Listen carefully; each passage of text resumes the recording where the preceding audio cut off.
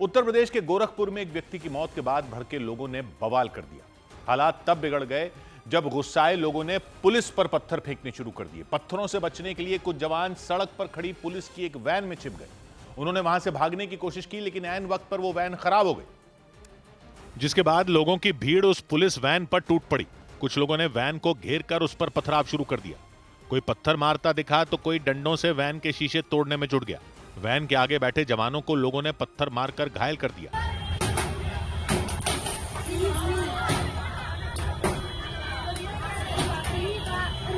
लोगों का गुस्सा देखकर ऐसा लगा जैसे वो लोग वैन में मौजूद पुलिस वालों की जान ही ले लेंगे।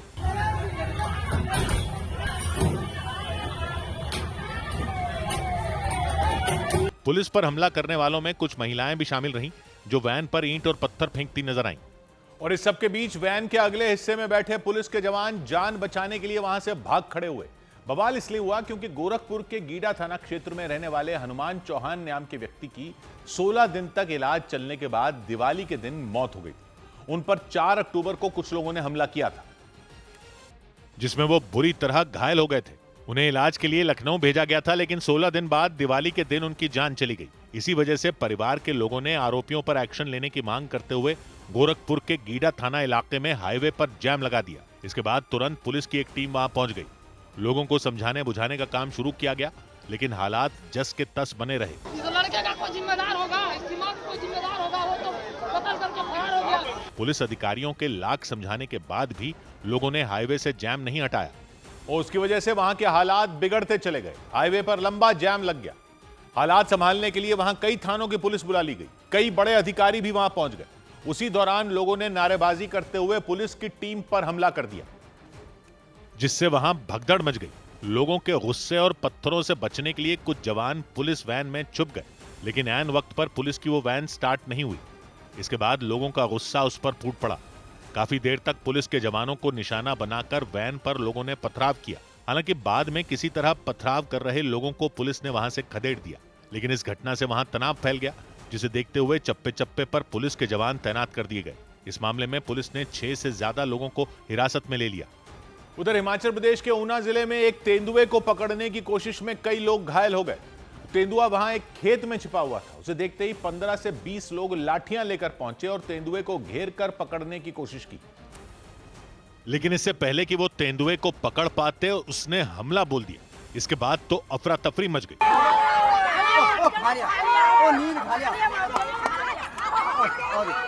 हाथों में लाठियां लिए करीब 15 से 20 लोगों ने उस खूंखार तेंदुए को खेत में घेर लिया, लेकिन उसके आगे किसी की एक न चली। उसने एक आदमी के पैर को तो ऐसा जकड़ा कि वो जमीन पर गिर गए। रोंगटे खड़े कर देने वाली घटना ऊना के हरोली थाना क्षेत्र की रही। वहां कमरपुर नाम के गांव में तेंदुए के हमले से दहशत फैल गई और लोगों का घर से बाहर निकलना तक मुश्किल हो गया, क्योंकि बताया गया कि वो तेंदुआ कई दिन से उसी इलाके में घूम रहा था। हालांकि बाद में वन विभाग की टीम ने उसे पिंजरे में कैद कर दिया, लेकिन इससे पहले उस तेंदुए ने कमरपुर गांव के 4 लोगों को अपना शिकार बना लिया। हमले के बाद वो बिजली की तेजी से भाग निकला। कुछ कुत्तों ने उस तेंदुए का पीछा किया, लेकिन वो उस तक पहुंच नहीं पाए। तेंदुआ इतना खतरनाक था कि कुछ लोगों ने उसे बाघ समझ लिया। हो गया बाघ भरावा, बहुत तगड़ा होगा, हो गया। लाठियों के हमले में वो तेंदुआ भी घायल हो गया और भागकर झाड़ियों के बीच छिप गया। हालांकि बाद में वन विभाग की टीम ने उसे पकड़ लिया, तब जाकर लोगों ने राहत की सांस ली। इधर यूपी के मैनपुरी में एक गोदाम में भीषण आग लगने से अफरा तफरी मच गई। उत्तर प्रदेश के मैनपुरी में कागज के दोने पत्तल बनाने वाली एक फैक्ट्री के गोदाम में भीषण आग लग गई। आग की लपटों ने गोदाम के लगभग हर हिस्से को अपनी गिरफ्त में ले लिया। दमकल कर्मियों ने करीब 2 घंटे तक मेहनत की, तब जाकर आग को बुझाया जा सका। फैक्ट्री के मालिक ने आशंका जताई कि गली में पटाखे जलाने के दौरान वहां आग भड़की। आतिशबाजी से लगी भैया, और कोई शॉर्ट सर्किट का मतलब ही नहीं, लाइट बंद करके जाते हैं हम। गुजरात के वडोदरा में एक तेज रफ्तार कार डिवाइडर से टकरा गई, लेकिन टक्कर इतनी जोरदार थी कि कार उछलकर एक पेड़ पर उल्टी लटक गई। इस हादसे में कार में बैठे एक व्यक्ति की जान चली गई और 4 लोग घायल हो गए। बताया गया कि कार में बैठे लोग मुंबई से उत्तर प्रदेश जा रहे थे। उत्तराखंड के ऋषिकेश में नटराज चौक के पास एक रेस्टोरेंट में सांप मिलने से दहशत मच गई। जानकारी मिलने पर वन विभाग ने सांप पकड़ने वाले को भेजा और बाद में उस सांप को पकड़कर जंगल में छोड़ दिया गया। उधर पंजाब के अमृतसर में बंदी छोड़ दिवस पर घोड़ों के पैरों के नीचे आने से कुछ निहंग घायल हो गए। वहां कार्यक्रम के दौरान भारी संख्या में निहंग घुड़सवारी का प्रदर्शन कर रहे थे, तभी घोड़ों ने मैदान पर खड़े निहंगों को धक्का मार दिया। इससे वो बुरी तरह घायल हो गए। इसके बाद उन्हें तुरंत अस्पताल ले जाया गया। क्योंकि घोड़ों की चपेट में आने से वो निहंग जमीन पर गिर गए। उनके गिरने पर वहां खड़े दूसरे निहंगों ने उन्हें उठाने की कोशिश की, लेकिन पीछे से आ रहे दूसरे घोड़ों ने उन्हें लात मार दी। इससे वो दोबारा जमीन पर गिर गए। वो घोड़े इतनी तेज रफ्तार में दौड़ रहे थे कि उन्हें रोक पाना मुश्किल हो गया। इस बीच दूसरे घायल निहंग जमीन पर लेटे रहे। वहां खड़े निहंगों ने तुरंत उनका हाथ पकड़कर उन्हें उठा लिया। थोड़ी देर बाद उन जख्मी निहंगों को गाड़ी से अस्पताल ले जाया गया। हालांकि इस दौरान घुड़सवारी का प्रदर्शन जारी रहा। इधर मध्य प्रदेश के इंदौर में दिवाली के बाद होने वाले हिंगोट युद्ध के दौरान कई लोग घायल हो गए। हिंगोट युद्ध में इंदौर के पास के 2 गांवों के लोग हिंगोट नाम के फल में बारूद भरकर उसे हथियार की तरह इस्तेमाल करते हैं और एक दूसरे पर हमले करते हैं। और इसी हिंगोट युद्ध में हर साल की तरह इस साल भी कई लोग जख्मी हो गए। इंदौर के गौतमपुरा में दिवाली के अगले दिन इस युद्ध की शुरुआत गाजे बाजे के साथ हुई।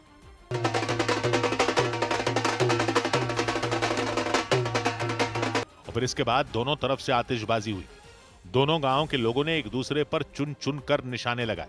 बारूद से भरे हिंगोट रॉकेट की तरह चलाए गए। नौगामा रोड तरफ बहुत लोग आगे हो गए। नौगामा रोड तरफ ग्रुप में मत खड़े रहो, ज्यादा लगेगी।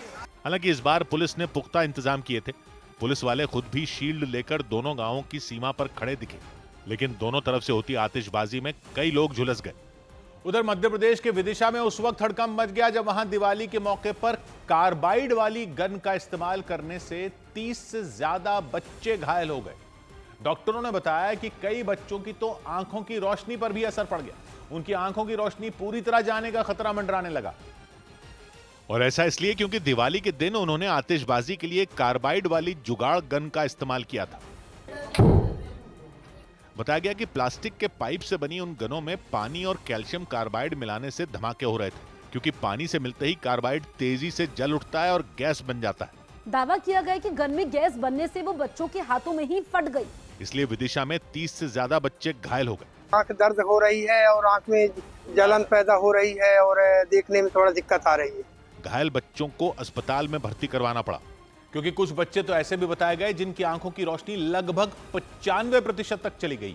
बताया गया कार्बाइड वाली गन बनाने का आइडिया यूट्यूब पर वीडियो देखने के बाद आया।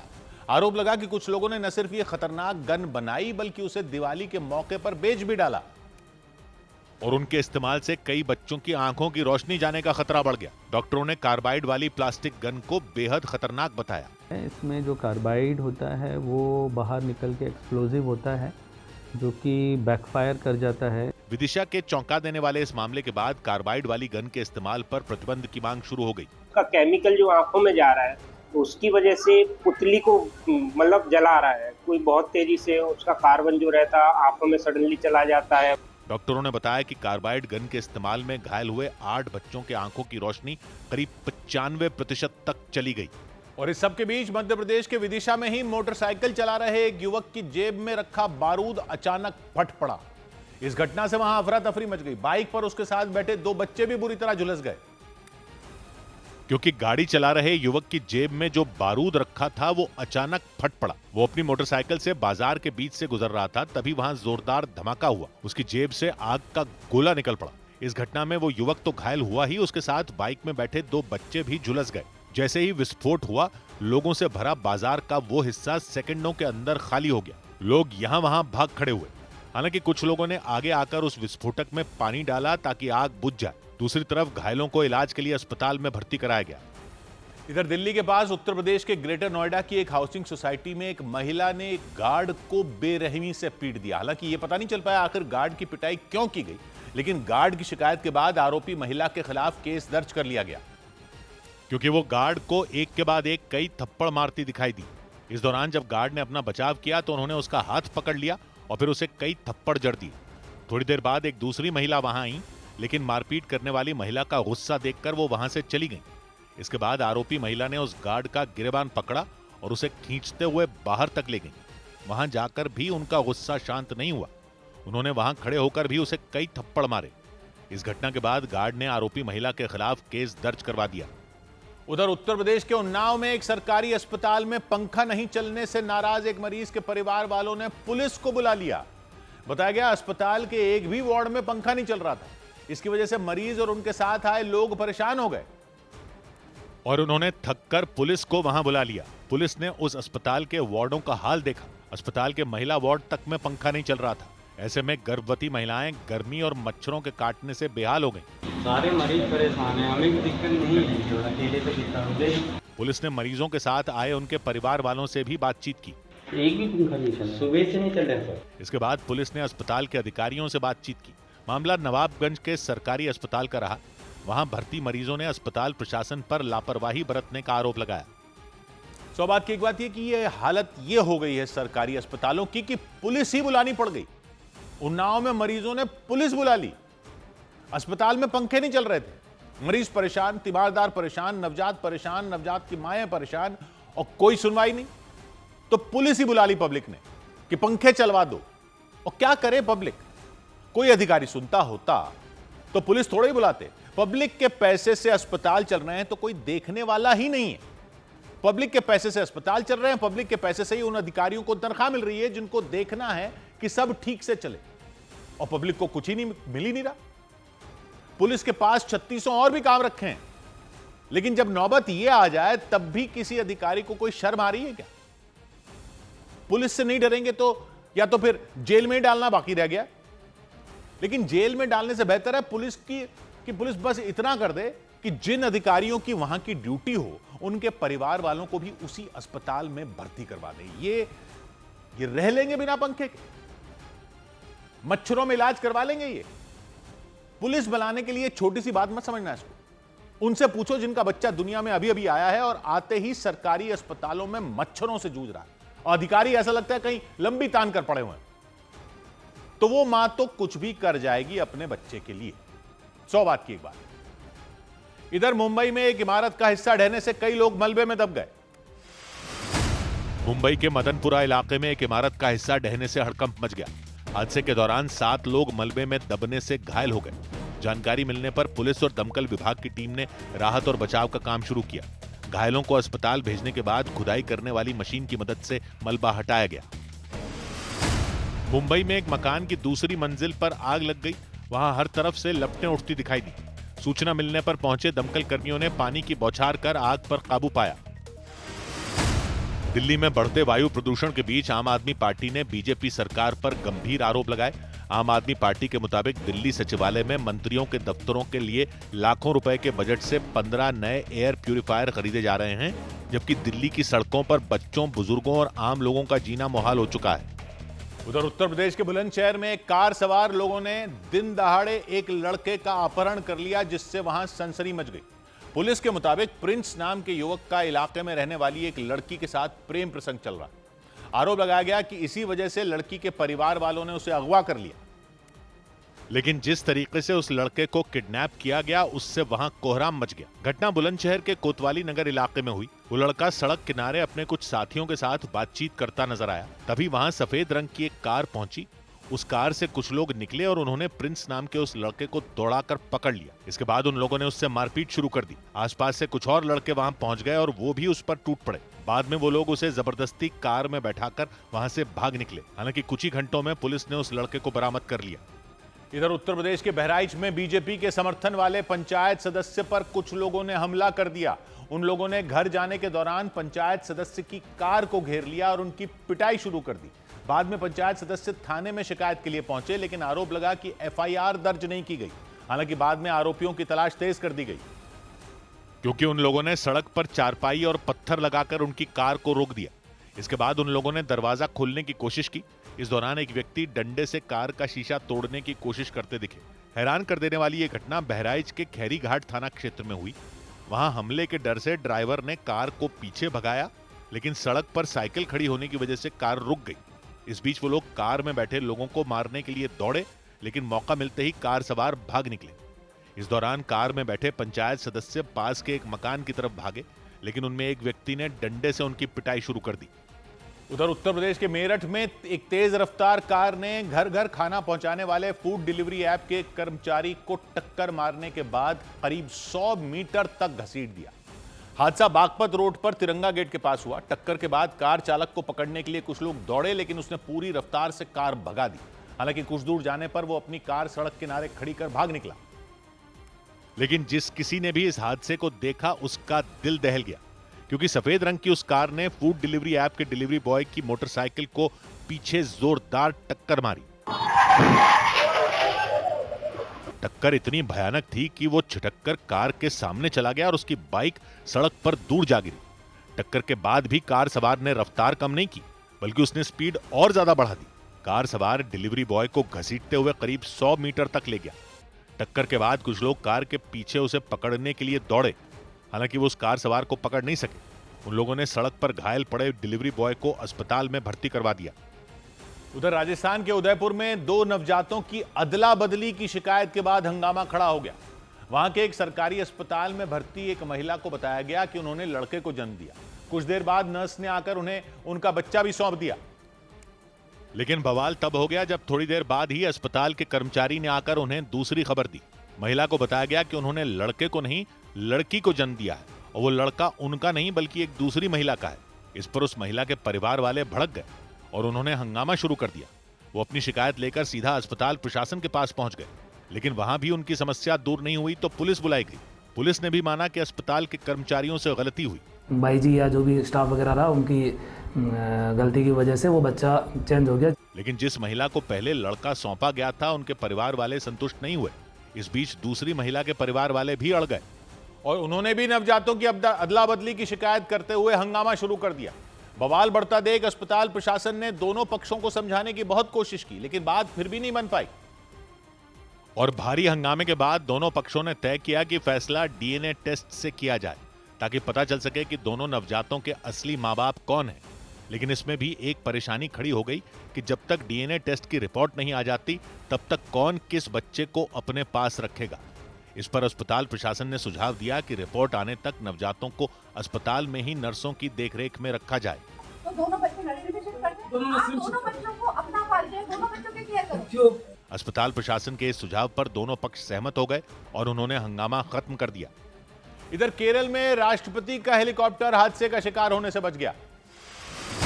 केरल के पतनमतिट्टा में राष्ट्रपति द्रौपदी मुर्मू का हेलीकॉप्टर उतरने के बाद एक गड्ढे में फंस गया। इसके बाद पुलिस और दमकल विभाग के कर्मचारियों ने मिलकर वायुसेना के उस हेलीकॉप्टर को धक्का देकर गड्ढे से निकाला। ऑपरेशन सिंदूर में शानदार प्रदर्शन के बाद Bharat S-400 air defence system के लिए रूस से 10,000 करोड़ रुपए की मिसाइलें खरीद सकता है। सूत्रों के मुताबिक इसे लेकर भारत और रूस के बीच बातचीत भी शुरू हो चुकी है। खबर है कि रक्षा मंत्रालय 23 अक्टूबर को रक्षा अधिग्रहण परिषद की बैठक में प्रस्ताव को मंजूरी दे सकता है। उधर लोकपाल के लिए 5 करोड़ की गाड़ियां खरीदने का टेंडर निकाले जाने पर बवाल मच गया। भ्रष्टाचार से जुड़े मामलों की जांच के लिए लोकपाल नाम की संस्था का गठन किया गया था। इसमें लोकपाल के अध्यक्ष समेत कुल 7 सदस्य होते हैं और लोकपाल ने अपने इन्हीं 7 सदस्यों के लिए BMW 3 series 330 Li M sport कारों का टेंडर निकाला। लोकपाल ने ऐसी 7 गाड़ियां खरीदने में दिलचस्पी दिखाई। ये गाड़ी करीब 70 लाख रुपए की है और 7 गाड़ियों की कीमत करीब 5 करोड़ आंकी गई। इसी वजह से लोकपाल की तरफ से निकाले गए टेंडर पर बवाल मच गया, क्योंकि लोकपाल ने अपने 7 सदस्यों के लिए 7 गाड़ियां खरीदने का टेंडर निकाला। टेंडर में यह भी साफ किया गया कि 7 गाड़ियां सफेद होनी चाहिए और लोकपाल के टेंडर में इसके अलावा भी कई और शर्तें रखी गई। टेंडर में साफ लिखा गया कि कार की डिलीवरी करने वाले डीलर को ड्राइवरों को ट्रेनिंग भी देनी होगी और उस ट्रेनिंग का खर्च लोकपाल नहीं बल्कि वही डीलर देगा जो लोकपाल को कारों की डिलीवरी करेगा। लोकपाल के टेंडर में यह शर्त रखी गई कि कार डिलीवरी करने वाला डीलर ड्राइवरों को 15 दिन की ट्रेनिंग देगा, जिसमें BMW 3 series 330 Li M sport कारों के बारे में एक जानकारी दी जाएगी। इन कारों के लिए 6 नवंबर तक आवेदन लिए जाएंगे और सभी 7 कारें दिल्ली के वसंत कुंज इलाके में मौजूद लोकपाल के दफ्तर में डिलीवर करनी होंगी। और लोकपाल ने जैसे ही महंगी कारों का टेंडर निकाला उस पर बवाल मच गया। कांग्रेस समेत विपक्ष के कई नेताओं ने इसे फिजूल खर्च बताते हुए लोकपाल पर निशाना साधा और कांग्रेस नेता जयराम रमेश ने तो सीधे सीधे लोकपाल को निशाने पर ले लिया। हम सबसे ऊपर हैं, लोकपाल हैं, हम किसी से जवाबदेही नहीं है। क्या ये तो एक मानसिकता है ना। उनके अलावा पूर्व गृह मंत्री पी चिदम्बरम ने भी लोकपाल की इस मांग को गैर जरूरी बताया। उन्होंने सवाल उठाया कि लोकपाल की सुविधाओं के लिए जनता के पैसे को क्यों खर्च किया जाए। और कांग्रेस के कई नेता तो इस पर पूरी तरह आक्रामक नजर आए। कांग्रेस के राज्यसभा सांसद अभिषेक मनु सिंघवी ने लोकपाल के काम पर ही सवाल खड़े कर दिए। और अभिषेक मनु सिंघवी ने इस बवाल के बीच सोशल मीडिया पर एक पोस्ट कर यह दावा किया कि लोकपाल के पास भ्रष्टाचार से जुड़ी 8,703 शिकायतें पहुंची थीं, लेकिन उनमें सिर्फ 24 मामलों की जांच शुरू हो पाई और सिर्फ 6 केस ऐसे रहे जिनमें मुकदमा चलाने की मंजूरी मिल पाई। कांग्रेस नेता जयराम रमेश ने भी लोकपाल पर इसी मुद्दे पर निशाना साधा। क्या जांच किया आपने? कितने लोगों को गिरफ्तार करवाया है? कितने लोगों के खिलाफ आपने कार्रवाई की है, बताइए। अभिषेक मनु सिंघवी और जयराम रमेश समेत कांग्रेस के कई नेताओं ने आरोप लगाए कि लोकपाल ने अपना काम ढंग से नहीं किया। और न सिर्फ कांग्रेस बल्कि कई विपक्षी पार्टियों ने लोकपाल पर सवाल खड़े कर दिए। आम आदमी पार्टी के नेता संजीव झा भी लोकपाल के इस टेंडर के खिलाफ नजर आए और उन्होंने तो BMW कार का टेंडर निकालने पर लोकपाल पर तंज कस दिया। महंगी महंगी गाड़ियों पर चढ़ करके लोगों का या न्याय तो नहीं मिलेगा ना। इसी तरह टीएमसी की सांसद महुआ ने भी लोकपाल की महंगी कारों की मांग पर सवाल उठाए। उनके अलावा नीति आयोग के CEO रह चुके अमिताभ कांत ने तो लोकपाल को यह सुझाव दिया कि उन्हें BMW की जगह भारत में बनी इलेक्ट्रिक गाड़ियां इस्तेमाल करनी चाहिए। हालांकि दावा किया गया कि लोकपाल ने इन सुविधाओं की मांग कानून के तहत की, क्योंकि कानूनी तौर पर लोकपाल को भी वैसी ही सुविधाएं दिए जाने का प्रावधान है जैसी सुप्रीम कोर्ट के जजों को दी जाती है। क्योंकि लोकपाल का चयन जो समिति करती है उसमें प्रधानमंत्री, लोकसभा स्पीकर, विपक्ष के नेता, भारत के चीफ जस्टिस शामिल होते हैं। लोकपाल और लोकायुक्त अधिनियम 2013 के मुताबिक लोकपाल के अध्यक्ष का ओहदा भारत के मुख्य न्यायाधीश यानी चीफ जस्टिस के बराबर होता है। लोकपाल के अध्यक्ष या तो सुप्रीम कोर्ट के रिटायर्ड चीफ जस्टिस बन सकते हैं या फिर सुप्रीम कोर्ट के रिटायर्ड जज। इस लिहाज से उन्हें वेतन और सुविधाएं भी चीफ जस्टिस के बराबर की ही मिलती हैं। वहीं लोकपाल के बाकी सदस्यों को सुप्रीम कोर्ट के जजों या फिर हाई कोर्ट के चीफ जस्टिस के बराबर का ओहदा मिलता है। 100 बात की एक बात है कि सवाल इसलिए नहीं उठ रहे क्योंकि लोकपाल के दफ्तर ने जिन गाड़ियों के लिए टेंडर निकाला वो BMW कारें हैं। सवाल इसलिए उठ रहे हैं क्योंकि जिन BMW कारों के लिए टेंडर निकाला गया वो लोकपाल के दफ्तर में जानी। पब्लिक तो लोकपाल को तभी से जानती है ना जब से वो रामलीला मैदान में आंदोलन हुआ था कि लोकपाल आएगा तो भ्रष्टाचार खत्म हो जाएगा। तो बहुत सारे लोगों को तो पता भी नहीं था कि वो लोकपाल कब का आ चुका है, क्योंकि ऐसे किसी भ्रष्टाचार के केस की खबर ही बड़ी नहीं बनी जिसमें लोकपाल की वजह से कुछ हुआ हो। इसलिए जब पब्लिक ने खबर सुनी कि लोकपाल को BMW कारें चाहिए तो सवाल तो उठना ही था कि BMW क्यों चाहिए भाई। तो बताया गया कि लोकपाल में जो रिटायर्ड जज होते हैं उनका ओहदा सुप्रीम कोर्ट के जजों के बराबर ही होता है। तो सुप्रीम कोर्ट के जजों को BMW मिलती है तो इनको भी BMW मिलेगी। ठीक है भाई साहब, जज लोगों को पब्लिक क्या बोल सकती है, लेकिन यह तय कौन करता है कि किन लोगों को कौन सी गाड़ियां दी जानी है। पब्लिक के पैसे से ही तो खरीदेंगे ना, तो पब्लिक को इतना तो बता दो कि ये सब तय करने वाले कौन होते हैं। 70 लाख की गाड़ी क्यों चाहिए होती है? भ्रष्टाचार पर नकेल कसने के लिए। और नकेल अगर कस ही रहे हो, इससे कस रही हो नकेल, तो 70 लाख क्या, आप 70 करोड़ की गाड़ी ले लो, लेकिन कोई हिसाब किताब तो हो। अमिताभ कांत जी ने सही सुझाव तो दिया है कि इलेक्ट्रिक गाड़ी ले लो ना, अब तो भारत में बनी हुई। आप लोग ही नहीं लोगे तो काहे का मेक इन इंडिया चल रहा है। और अगर नियम यह है कि आपको BMW मिलनी है तो नियम क्यों नहीं बदल क्यों नहीं देते नियम? पब्लिक के लिए तो नियम झट बदल दिए जाते हैं। लोकपाल तो वैसे भी लोक का पाल है ना, राजा वाजा थोड़े ही होते हैं। अब तो बदल दो रूल। बढ़िया आ गई हैं आजकल देसी गाड़ियां, सच में बैठकर देखिए कभी। 100 बात की एक बात।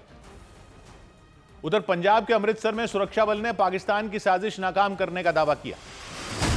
पंजाब के अमृतसर में सुरक्षा बल के जवानों ने सर्च ऑपरेशन के दौरान पाकिस्तान की सीमा के पास मौजूद एक गांव के खेत से ड्रोन बरामद किया। सूत्रों ने दावा किया कि पाकिस्तान की तरफ से ड्रोन के जरिए हथियार और ड्रग्स की तस्करी की गई थी। दक्षिण अफ्रीका में होने वाले G20 सम्मेलन में पुतिन हिस्सा नहीं लेंगे। ये जानकारी रूस के राष्ट्रपति ऑफिस की तरफ से दी गई। खबर है कि अमेरिकी राष्ट्रपति डोनाल्ड ट्रंप भी G20 सम्मेलन में नहीं जाएंगे। दावा किया गया कि अमेरिका और दक्षिण अफ्रीका के बीच चल रहे तनाव की वजह से ट्रंप ने यह फैसला लिया। इधर उत्तर प्रदेश के रायबरेली में एक लड़के को पकड़ने गई पुलिस पर ही लोगों ने मारपीट का आरोप लगा दिया। पुलिस को शिकायत मिली कि वो लड़का नशे में धुत होकर हंगामा कर रहा था। इसके बाद पुलिस उसे पकड़ने के लिए पहुंच गई। इस दौरान वहां गांव वाले भी इकट्ठा हो गए और उस लड़के ने उन गांव वालों के सामने हंगामा खड़ा कर दिया। उसने पुलिस पर उसके साथ मारपीट करने का आरोप लगाया। रहा मेरा भाई, देख लीजिए भाई, इतना मार रहा है पीछे ले जाके भाई। वहां 2 पुलिसकर्मी मौजूद थे। लड़के ने आरोप लगाया कि उन दोनों ने मिलकर उसे इतना मारा कि उसके सिर से खून बहने लगा। इसने और इसने ऑर्डर पे इसने भी मारा हमको। हाँ ठीक है, देख लीजिए। हालांकि पुलिस ने मारपीट के आरोपों से इनकार किया। पुलिस के मुताबिक पहले उस लड़के को समझाने की कोशिश की गई थी, लेकिन जब उसने हाथापाई की तो उसे हिरासत में ले लिया गया। उधर लॉरेंस बिश्नोई गैंग से जुड़े गैंगस्टर हैरी बॉक्सर ने सोशल मीडिया पर एक ऑडियो क्लिप जारी कर गैंगस्टर रोहित गोदारा को जान से मारने की खुली धमकी दे दी। ऐसा इसलिए क्योंकि कुछ रोज पहले अमेरिका के कैलिफोर्निया में एक शॉपिंग सेंटर में 2 लोगों पर हमला हुआ था, जिसमें एक व्यक्ति की जान चली गई थी। और इसके बाद रोहित गोदारा ने सोशल मीडिया पर एक पोस्ट डालकर घटना की जिम्मेदारी ली थी। दावा किया गया था कि उसके निशाने पर लॉरेंस बिश्नोई गैंग का गैंगस्टर हैरी बॉक्सर था, जो गोलीबारी के दौरान भाग गया। उस घटना के करीब 4 दिन बाद हैरी बॉक्सर ने रोहित गोदारा के दावे को खारिज करते हुए एक ऑडियो क्लिप जारी की। ये जो जयचंद का छोटा भाई है ना, रोहित गद्दार, ये जो मेरे बारे में सोशल मीडिया पर लिख रहा है वह सब झूठ है भैया, ठीक, ऐसा कुछ नहीं हुआ। ऑडियो क्लिप में हैरी बॉक्सर ने इस बात का भी दावा किया कि रोहित गोदारा के लोगों ने एक गरीब लड़के की जान ले ली। और सूत्रों के मुताबिक जिस व्यक्ति की अमेरिका के कैलिफोर्निया में जान गई थी, उनकी पहचान बनवारी गोदारा के तौर पर हुई थी। दावा किया गया कि रोहित गोदारा गैंग के शूटरों ने गैंगस्टर हैरी बॉक्सर को निशाना बनाने की कोशिश की थी। इसी वजह से हैरी बॉक्सर ने ऑडियो क्लिप जारी कर दावा किया कि वो एकदम सुरक्षित है और वो किसी भी कीमत पर रोहित गोदारा को नहीं छोड़ेगा। उस ऑडियो क्लिप में लॉरेंस बिश्नोई के भाई आरजू बिश्नोई ने भी रोहित गोदारा पर अपनी भड़ास निकाली। तुझे मारने के लिए मुझे किसी हथियार की जरूरत नहीं पड़ेगी, मैं तुझे मेरे हाथों से मार दूंगा। एक बार मिल के देख ले, तेरी लोकेशन बता दे, फिर पता लगेगा तुझे कौन नपुंसक है कौन मर्द है। हैरी बॉक्सर और आरजू बिश्नोई ने रोहित गोदारा को जान से मारने की खुली धमकी भी दी। हैरी बॉक्सर हरियाणा का रहने वाला है और इस वक्त विदेश में छिपा है। हाल ही में उसने कनाडा में कॉमेडियन कपिल शर्मा के रेस्टोरेंट पर हुई फायरिंग की भी जिम्मेदारी ली थी। इधर पंजाब के पूर्व डीजीपी मोहम्मद मुस्तफा ने अपने बेटे अकील अख्तर की मौत और उनके लगाए आरोपों पर अपनी चुप्पी तोड़ी। मीडिया से बातचीत के दौरान उन्होंने दावा किया कि उनके बेटे को मानसिक बीमारी थी। मोहम्मद मुस्तफा के बेटे अकील अख्तर की 16 अक्टूबर को हरियाणा के पंचकुला में संदिग्ध हालात में मौत हो गई थी और मौत से पहले बनाए गए एक वीडियो में उन्होंने अपने पिता और पत्नी के बीच अवैध संबंध होने का दावा किया था। हालांकि बाद में अकील ने एक दूसरे वीडियो में अपने परिवार से माफी मांग ली थी, लेकिन बेटे के लगाए आरोपों को लेकर मोहम्मद मुस्तफा ने पहली बार मीडिया से बातचीत की। उन्होंने दावा किया कि उनके बेटे को मानसिक बीमारी थी। वो साइकोटिक हो गया था 2024 से। साइकोटिक को पता नहीं होता वो क्या बोल रहा है। मोहम्मद मुस्तफा के मुताबिक अकील अख्तर को साइकोटिक डिसऑर्डर था। ये एक ऐसी मानसिक बीमारी है जिसमें व्यक्ति का वास्तविकता से संपर्क टूट जाता है। और मोहम्मद मुस्तफा ने दावा किया कि उसी मानसिक बीमारी की वजह से उनके बेटे ने परिवार पर आरोप लगाए थे। अकील अख्तर की मौत के बाद पंजाब के मलेरकोटला के रहने वाले शमसुद्दीन नाम के व्यक्ति ने 17 अक्टूबर को पंचकुला पुलिस को शिकायत भेजकर मामले में जांच की मांग की थी और उनकी शिकायत पर ही पंचकुला पुलिस ने पूर्व डीजीपी मोहम्मद मुस्तफा पर बेटे की हत्या और साजिश रचने का केस दर्ज कर लिया। एफआईआर में उनकी पत्नी रजिया सुल्ताना, उनकी बेटी और अकील अख्तर की पत्नी के नाम भी शामिल किए गए। हालांकि मोहम्मद मुस्तफा ने आरोपों को सिरे से नकार दिया। उससे मुझे मेरा पड़ोसी है वो, मैं तो 2 किलोमीटर दूर रहता हूँ। उन्होंने दावा किया कि बीमारी की वजह से अकील ने परिवार के कई लोगों पर हमले तक किए थे। एक नौबत आई, अपनी बीवी को मौत के कगार पे पहुंचा दिया जिस दिन हमने इसको थाने में भेजा। हरियाणा के पंचकुला में 16 अक्टूबर को अकील की संदिग्ध हालात में मौत हो गई थी। उधर इंडिया ए के लिए क्रिकेटर सरफराज खान के न चुने जाने पर एआईएमआईएम के प्रमुख असदुद्दीन ओवैसी और कांग्रेस प्रवक्ता शमा मोहम्मद ने नया विवाद खड़ा कर दिया। दोनों नेताओं ने सोशल मीडिया पर पोस्ट डालकर सरफराज को टीम में नहीं चुने जाने पर सवाल उठाए। शमा मोहम्मद ने तो यहां तक दावा किया कि सरफराज को उनके धर्म की वजह से टीम में जगह नहीं मिली। मतलब क्रिकेटर सरफराज खान के इंडिया ए टीम में न चुने जाने को शमा मोहम्मद और असदुद्दीन ओवैसी ने उनके धर्म से जोड़कर एक नया विवाद खड़ा कर दिया। कांग्रेस प्रवक्ता शमा मोहम्मद ने अपनी पोस्ट में लिखा कि क्या सरफराज खान को उनके सरनेम की वजह से नहीं चुना गया। आगे उन्होंने गौतम गंभीर का नाम लेते हुए लिखा कि उन्हें पता है कि गौतम गंभीर इस मामले में क्या सोचते हैं। इसी तरह असदुद्दीन ओवैसी ने भी सवाल पूछा कि सरफराज खान को इंडिया ए के लिए भी क्यों नहीं चुना गया। दक्षिण अफ्रीका के खिलाफ होने वाले 2 4 दिवसीय मैचों के लिए इंडिया ए टीम का ऐलान किया गया। ऋषभ पंत को टीम का कप्तान बनाया गया, जबकि टीम में सरफराज खान को जगह नहीं मिली। और उनके न चुने जाने के बाद नया बखेड़ा खड़ा हो गया। शमा मोहम्मद और असदुद्दीन ओवैसी की तरफ से उठाए गए सवालों पर पूर्व क्रिकेटर अतुल वासन ने नाराजगी जाहिर की। उन्होंने दोनों नेताओं के सवालों को बेतुका बताया। अतुल वासल ने खेलों से धर्म को दूर रखने की सलाह दी, जबकि बीजेपी सांसद गुलाम अली खटाना ने तो हर क्षेत्र में मुस्लिमों के पिछड़ेपन के लिए कांग्रेस को जिम्मेदार बता दिया। मतलब सरफराज खान के इंडिया ए टीम में न चुने जाने पर शुरू हुए विवाद का मुद्दा गर्मा गया। पूर्व क्रिकेटर अतुल वासन ने इस विवाद को दुर्भाग्यपूर्ण बताया। ये बड़ी अटपटी बात है और ऐसी होनी नहीं चाहिए। अगर इसको आप एक कहते हैं ना कि मोहरा बनाया जा रहा है एक पॉलिटिकल गेम में। बीजेपी सांसद गुलाम अली खटाना ने हर क्षेत्र में मुस्लिमों के पिछड़ेपन के लिए कांग्रेस और क्षेत्रीय दलों को जिम्मेदार माना। आज जो मुस्लिम का बैकवर्डनेस है वो कांग्रेस और रीजनल पार्टी से रिस्पॉन्सिबल है। बल्लेबाज सरफराज खान ने पिछले साल भारत के लिए न्यूजीलैंड के खिलाफ घरेलू सीरीज खेली थी। इसके बाद से वो भारतीय टीम की तरफ से एक भी मैच नहीं खेल सके।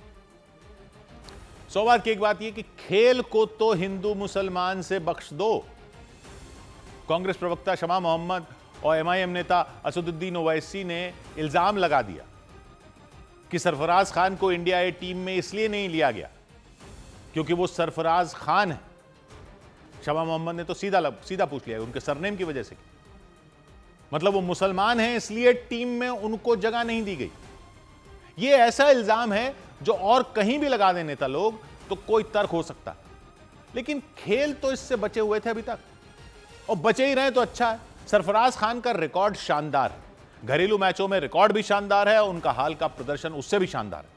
तो उनको टीम में न लिए जाने पर सवाल तो बिल्कुल जायज है, लेकिन उनको टीम में इसलिए नहीं लिया गया क्योंकि वो मुसलमान हैं, ये तो जायज नहीं लगता। और उनकी सिलेक्शन को लेकर खिलाड़ी बोले ना, जहां हिंदू मुसलमान अभी तक नहीं हुआ है वहां भी करने के लिए नेता लोग क्यों बोलेंगे? आप बोलो सिलेक्शन गलत हुआ है, आप बोलो नाइंसाफी हुई है, आप बोलो पक्षपात हुआ है, आप बोलो फेवरेटिज्म हुआ है, आप सब बोलो, लेकिन हिंदू मुसलमान हुआ है बोलने से पहले इसका असर क्या होगा वो तो सोच लो। आप तो आरोप लगाकर निकल जाओगे, लेकिन यह जहर अगर खेल में भी फैल गया तो यह शायद आखिरी मैदान बचा रह गया है, इससे भी यह फूक जाएगा, यह भी फूक जाएगा। फिर जसप्रीत बुमराह और मोहम्मद सिराज में हमारे दो बॉलर नहीं दिखने लगेंगे, जसप्रीत बुमराह और मोहम्मद सिराज दिखने लगेंगे। मोहम्मद शमी के रनअप के साथ जो करोड़ों दिल धड़कते हैं ना, उनको मोहम्मद शमी में मोहम्मद शमी दिखने लगेगा। मत करो ऐसा। पिच के 22 गज में जाति नहीं नजर आती, धर्म नहीं नजर आता, संप्रदाय नहीं नजर आता अभी तक किसी को, तो मत दिखाओ, मत देखो, मत दिखाओ। तीन रंग अलग अलग जिनको देखते हैं उनको देखने दो, जिनको तीनों एक ही झंडे में नजर आते हैं उनको अपना चश्मा मत दो। 100 बात की बात। इधर महाराष्ट्र के भिवंडी में भीषण आग लग गई। महाराष्ट्र के भिवंडी में गोदाम में भीषण आग लगने से हड़कंप मच गया। आग लगने की वजह से उसकी ऊपरी मंजिल की दीवार ढह गई और इससे लोग दहशत में आ गए। जानकारी मिलने पर दमकल विभाग की गाड़ियां घटनास्थल पर पहुंची और घंटों की मशक्कत के बाद आग पर काबू पाया जा सका। इजरायल के प्रधानमंत्री बेंजामिन नेतन्याहू ने अपने राष्ट्रीय सुरक्षा सलाहकार को पद से हटा दिया। खबरों के मुताबिक कतर में किए गए असफल हवाई हमले और गाजा में सैन्य अभियान को लेकर नेतन्याहू और राष्ट्रीय सुरक्षा सलाहकार के बीच मतभेद चल रहे थे। अमेरिका में 1 अक्टूबर से शुरू हुआ सरकारी शटडाउन 22वें दिन में पहुंच गया। संसद के ऊपरी सदन सेनेट में 20 अक्टूबर को फंडिंग बिल पर 11वीं बार वोटिंग हुई, लेकिन राष्ट्रपति ट्रंप के प्रस्ताव को फिर से खारिज कर दिया गया। इसी वजह से यह अमेरिकी इतिहास का दूसरा सबसे लंबा शटडाउन बन गया। उधर उत्तर प्रदेश के प्रयागराज में सड़क पर तेज रफ्तार से चल रही एक जैगुआर कार ने कई गाड़ियों को ऐसी टक्कर मारी कि उसे देखने वाले चीख पड़े। जैगुआर कार ने पहले 2 मोटरसाइकिलों और एक स्कूटर को टक्कर मारी, फिर वो 2 गाड़ियों से भी टकरा गई। इस हादसे में एक व्यक्ति की जान चली गई और कई लोग घायल हो गए। क्योंकि बेकाबू हुई वो जैगुआर कार एक झटके में उन दोनों मोटरसाइकिल सवारों को टक्कर मारती नजर आई। उनमें एक मोटरसाइकिल सवार तो उछलकर सड़क पर काफी दूर जाकर गिरा और ये देखकर उस दूसरी मोटरसाइकिल पर सवार व्यक्ति घबरा गए। उन्होंने उस कार को देखकर वहां से भागने की कोशिश की, लेकिन उन्हें 1 सेकंड का भी वक्त नहीं मिल पाया और वो कार उन्हें भयानक तरीके से टक्कर मारती दिखाई दी। बताया गया कि इसके बाद उस जैगुआर कार ने उन 2 गाड़ियों और उस स्कूटर पर भी टक्कर मार दी। प्रयागराज के धूमनगंज इलाके में हुए इस हादसे के बाद पुलिस ने उस कार को चला रहे शख्स को गिरफ्तार कर लिया। इधर उत्तर प्रदेश के बागपत में एक कार और बाइक की टक्कर के बाद सरेआम फायरिंग की गई। टक्कर के बाद गुस्साए बाइक सवार ने कार वाले पर गोली चला दी। वहां रात के वक्त उस कार और बाइक के बीच आमने सामने की टक्कर हो गई थी और उस बाइक पर सवार दोनों लोग जमीन पर गिर गए। टक्कर मारने के बाद वो कार वाला वहां से भागने की फिराक में था, तभी बाइक सवार खड़ा हुआ और कार की तरफ दौड़ते हुए गोली चला दी। उसने कुछ दूर तक उस गाड़ी का पीछा किया। इसके बाद वो कार वहां से चली गई। हालांकि गनीमत ये रही कि उस कार वाले को गोली नहीं लगी। इस मामले के सामने आने के बाद पुलिस ने उस बाइक सवार पर केस दर्ज कर लिया और उसकी तलाश तेज कर दी। पुलिस के मुताबिक कार और बाइक की टक्कर हो गई थी। इस टक्कर के बाद बाइक सवार गुस्से में आया और उसने कार पर फायरिंग कर दी। उधर प्रेमानंद महाराज के लिए दुआ मांगकर चर्चा में आए उत्तर प्रदेश के प्रयागराज के रहने वाले सुफियान इलाहाबादी नाम के मुस्लिम व्यक्ति ने मुख्यमंत्री योगी आदित्यनाथ से सुरक्षा की गुहार लगाई। वो कुछ रोज पहले तब चर्चा में आ गए थे जब उन्होंने सऊदी अरब के मदीना में मौजूद मस्जिद नबवी में प्रेमानंद महाराज के जल्द स्वस्थ होने की दुआ मांगी थी। इसके बाद कई लोगों ने सोशल मीडिया पर उनकी सराहना की थी। लेकिन चर्चा में आने के बाद सुफियान इलाहाबादी को अपनी सुरक्षा का डर सताने लग गया। उनके मुताबिक प्रेमानंद महाराज के लिए दुआ करने के बाद उनके घर के आसपास अचानक हलचल बढ़ गई और कई अनजान लोग उनके घर के चारों तरफ दिखने लग गए। प्रयागराज के गंगानगर इलाके में रहने वाले सुफियान इलाहाबादी ने इन घटनाओं का हवाला देते हुए मुख्यमंत्री योगी आदित्यनाथ से सुरक्षा की मांग कर दी। ये मैटर लेकर के हमको बहुत ज्यादा टेंशन सताई हुई है। हमारे घर वालों के साथ कभी भी कुछ हादसा हो सकता है। इससे पहले उन्होंने मदीना में जाकर प्रेमानंद महाराज के जल्द स्वस्थ होने की दुआ की थी और इसके बाद ही वो अचानक चर्चा में आ गए थे।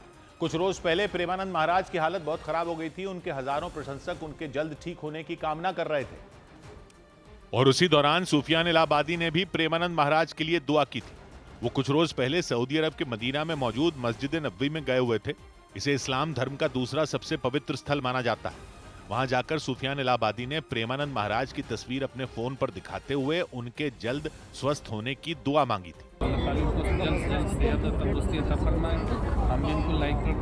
हालांकि इससे पहले उन्होंने दावा किया था कि प्रेमानंद महाराज के लिए दुआ करने पर मुस्लिम समुदाय के कई लोग और कई मुस्लिम धर्मगुरुओं ने उन्हें अपना समर्थन दिया था। इधर मुंबई के नजदीक महाराष्ट्र के वसई में मराठी भाषा में बातचीत न करने पर एक सिक्योरिटी गार्ड से बदसलूकी की गई। वो सिक्योरिटी गार्ड वसई के किले की सुरक्षा में तैनात थे। इसी बीच छत्रपति शिवाजी महाराज के वेश में एक व्यक्ति वहां पहुंचे और उन्होंने सिक्योरिटी गार्ड के हिंदी में बोलने पर बहस शुरू कर दी और मराठी भाषा न बोलने पर वो सिक्योरिटी गार्ड से सवाल पूछते सुनाई दिए। मराठी क्यों नहीं शिका? मराठी का नाही येत तुला? कधी शिकणार? वो सिक्योरिटी गार्ड के जवाब देने के बावजूद वो उनसे बहस करते दिखे। मैं तेरे को मान दिया ना हिंदी में बात करके, तो मेरे को तो सम्मान देना चाहिए ना महाराष्ट्र में मराठी बोल के। कितने साल हो गए तेरे को जॉब करके यहाँ पे? वो बहस करते हुए उनका आईडी कार्ड भी देखते नजर आए। ब्रिजेश कुमार गुप्ता हा छत्रपतींचे फोटो काढताना हा व्यक्ती कुठे हा वसई फोर्टला असतो बरोबर, सिक्युरिटी गार्ड हा आपल्यासारख्या मराठ्यांना फोटो काढताना थांबवतोय। उनके सवालों का सिलसिला यहीं खत्म नहीं हुआ। उनके साथ वसई किले में पहुंचे और कुछ लोग भी वहां पहुंच गए और उन लोगों ने मिलकर वसई किले की सुरक्षा में तैनात सिक्योरिटी गार्ड को घेर लिया। इसके बाद दूसरे सिक्योरिटी गार्ड वहां पहुंचे और उन्होंने उन लोगों को समझाने की कोशिश की, लेकिन मामला शांत नहीं हुआ और उन लोगों ने उस दूसरे सिक्योरिटी गार्ड से भी मराठी भाषा न बोलने को लेकर बहस शुरू कर दी। तुला फेमस व्हायचंच आहे म्हणजे ना, पहिली गोष्ट तुला मराठी बोलता येत नाही बरोबर, चल नाही येत पण तू आता भाईगिरी करून ह्याला घेऊन आलास। बताया गया कि छत्रपति शिवाजी महाराज के वेश में आए वो व्यक्ति वसई किले में फोटो शूट करवाने के लिए पहुंचे थे। तुला फेमस तर करणार आणि तुला या जॉब असणं तर जावं तर लागणार आणि तुम्ही छत्रपतीला मान आहे ना इकडे देत नाहीत ना, वसई एगुडई वसई फोर्ट। लेकिन उस सिक्योरिटी गार्ड के रोकने और हिंदी में बात करने पर वो भड़क गए और उन्होंने मराठी न सीखने को लेकर सवाल शुरू कर दिए। इधर विधानसभा चुनाव से पहले बिहार के जमुई में AK-47 समेत कई हथियार बरामद किए गए। विधानसभा चुनाव से पहले बिहार के जमुई में पुलिस को बड़ी कामयाबी मिली।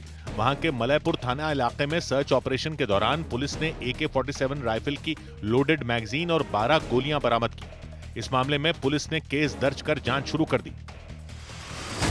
बिहार में आरजेडी के पूर्व विधायक अनिल कुमार सहनी बीजेपी में शामिल हो गए। कांग्रेस नेता बच्चू प्रसाद बीरू और आशा देवी ने भी चुनाव से ठीक पहले बीजेपी का दामन थाम लिया। सभी ने बिहार चुनाव में बीजेपी के बिहार प्रभारी धर्मेंद्र प्रधान की मौजूदगी में पार्टी की सदस्यता ली। झारखंड के मुख्यमंत्री हेमंत सोरेन की पार्टी जेएमएम ने संकेत दिए कि वो राज्य में महागठबंधन की समीक्षा करेगी। माना जा रहा है कि महागठबंधन की सहयोगी जेएमएम बिहार विधानसभा चुनाव में एक भी सीट न मिलने से नाराज है। जेएमएम के मुताबिक बिहार चुनाव के बाद हेमंत सोरेन महागठबंधन में बने रहने पर फैसला लेंगे। उधर बिहार के दरभंगा जिले की जाले विधानसभा सीट से बीजेपी प्रत्याशी जीवेश मिश्रा पर वोटरों के बीच घड़ी और प्रचार सामग्री बांटने का आरोप लगाया गया। जीवेश मिश्रा के नाम पर रजिस्टर्ड एक गाड़ी से भारी मात्रा में दीवार घड़ियां और प्रचार सामग्री बरामद की गई। उस गाड़ी को मस्सा बाजार के पास कांग्रेस समर्थकों ने रोक लिया और हंगामा कर दिया। जाले विधानसभा सीट से कांग्रेस प्रत्याशी ऋषि मिश्रा ने आरोप लगाया कि दीवार घड़ियां मतदाताओं में बांटने के लिए लाई गई थीं ताकि वोट प्रभावित किए जा सकें। गाड़ी जब से भारतीय जनता पार्टी का झंडा है, इधर आइए, उनके नाम से गाड़ी आवंटित है। देखिए अभ्यर्थी जीवेश कुमार। ऋषि मिश्रा ने गाड़ी में रखी प्रचार सामग्री को दिखाते हुए जीवेश मिश्रा समेत पूरी बीजेपी पर हमला बोला। सारे कल्प्रिट हैं, देखिए फोटो लीजिए, यहाँ पे सारे कल्प्रिट हैं, देखिए हंसता हुआ नूरानी चेहरा। कांग्रेस ने बीजेपी पर आचार संहिता के उल्लंघन का आरोप लगाते हुए गाड़ी को पुलिस के हवाले कर दिया और पुलिस से बीजेपी उम्मीदवार की गाड़ी में भरी दीवार घड़ियों की गिनती करने और उसके दस्तावेजों की जांच करने की मांग की। कांग्रेस ने बीजेपी उम्मीदवार जीवेश मिश्रा पर चुनाव आचार संहिता के उल्लंघन का आरोप लगाया तो जीवेश मिश्रा खुद सामने आए। उन्होंने कांग्रेस की तरफ से लगाए जा रहे सभी आरोपों को बेबुनियाद बताया और दावा किया कि जिस गाड़ी और प्रचार सामग्री को लेकर कांग्रेस पार्टी के प्रत्याशी ने हल्ला हंगामा किया वो पूरी तरह वैध है। बीजेपी उम्मीदवार जीवेश मिश्रा ने कांग्रेस पर झूठ बोलने और भ्रम फैलाने का आरोप लगाया। चुनाव आयोग के खर्चे में बिल लिया हुआ प्रचार सामग्री है। प्रचार सामग्री हर पार्टी को रखने का अधिकार है और प्रचार सामग्री बांटने का भी अधिकार है। बीजेपी प्रत्याशी ने कांग्रेस उम्मीदवार ऋषि मिश्रा पर तीखा हमला बोला और दावा किया कि उनके झूठ और भ्रम का जवाब जाले विधानसभा सीट की जनता चुनाव में देगी। हालांकि कांग्रेस की आपत्ति के बाद पुलिस ने बीजेपी नेता की गाड़ी जब्त कर ली और उसमें रखी प्रचार सामग्री और दीवार घड़ियों के दस्तावेज की जांच शुरू कर दी। इधर बिहार के कैमूर में नामांकन रद्द होने पर मोहनिया विधानसभा सीट से आरजेडी उम्मीदवार श्वेता सुमन सबके सामने रो पड़ी। बाद में चुनाव आयोग के इस फैसले पर सवाल उठाते हुए उन्होंने इसके लिए बीजेपी को जिम्मेदार ठहरा दिया। इससे पहले चुनाव आयोग ने जांच के बाद उनकी उम्मीदवारी रद्द कर दी और इसकी जानकारी मिलते ही आरजेडी उम्मीदवार श्वेता सुमन रोने लग गईं। उन्होंने कैमूर की मोहनिया विधानसभा सीट से पर्चा भरा था लेकिन चुनाव आयोग ने जांच के बाद उनका नामांकन रद्द कर दिया। इस खबर से उन्हें इतना दुख पहुंचा कि वो सबके सामने रो पड़ी। बाद में उन्होंने इसके पीछे बीजेपी का हाथ होने का आरोप लगा दिया। भाजपा को और उनके उम्मीदवार को मुझसे डर है, मेरे पार्टी से डर है। कैमूर की मोहनिया विधानसभा सीट अनुसूचित जाति के लिए आरक्षित है, जबकि चुनाव आयोग के मुताबिक आरजेडी उम्मीदवार श्वेता सुमन यूपी की रहने वाली हैं और यूपी की ही वोटर लिस्ट में उनका नाम है। इसलिए नियमों के मुताबिक वो बिहार की आरक्षित सीट से नामांकन नहीं कर सकते। उधर बिहार में जीविका दीदियों को हर महीने 30,000 रुपए वेतन दिए जाने के तेजस्वी यादव के वादे को बीजेपी ने भ्रामक और झूठा वादा बताया। बीजेपी ने दावा किया कि तेजस्वी यादव किसी भी तरह चुनाव जीतने के लिए जनता को गुमराह करने की कोशिश कर रहे हैं। तेजस्वी यादव ने पटना में एक प्रेस कॉन्फ्रेंस के दौरान केंद्र और राज्य सरकार पर हमला बोला और वादों की झड़ी लगा दी।